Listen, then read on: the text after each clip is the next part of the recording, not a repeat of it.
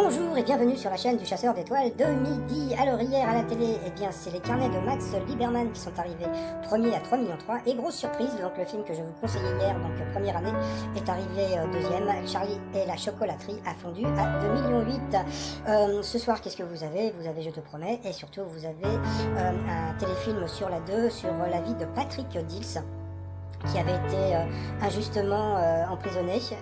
Et puis, petite anecdote, voilà, moi aussi, je fais ma petite anecdote du jour.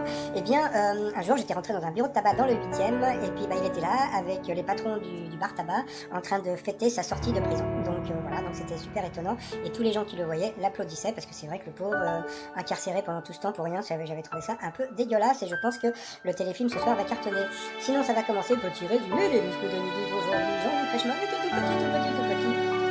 Le maître de midi était très riche. Oui, et puis je suis toujours aussi souriant, il était venu avec des collègues de travail. Bonjour les collègues.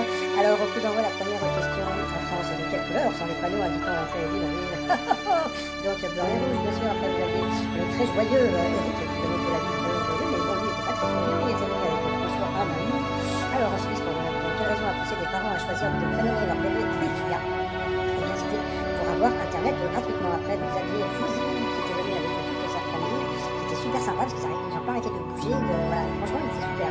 Alors, quel tube des années 70 Diffie, Kijo a-t-il dernièrement revisité? Eh bien c'était Hot Stuff, bon, passons. Ensuite, eh bien, on va pouvoir Naboul et un collègue de travail en train de danser sur Hot Stuff. Donc voilà, ensuite vous aviez la très mignonne Rachel qui était venue avec Marlene, sa grand-maman. Comme elle est inscrite sur TikTok, eh bien, elle a fait une danse avec Jean-Luc Reichmann.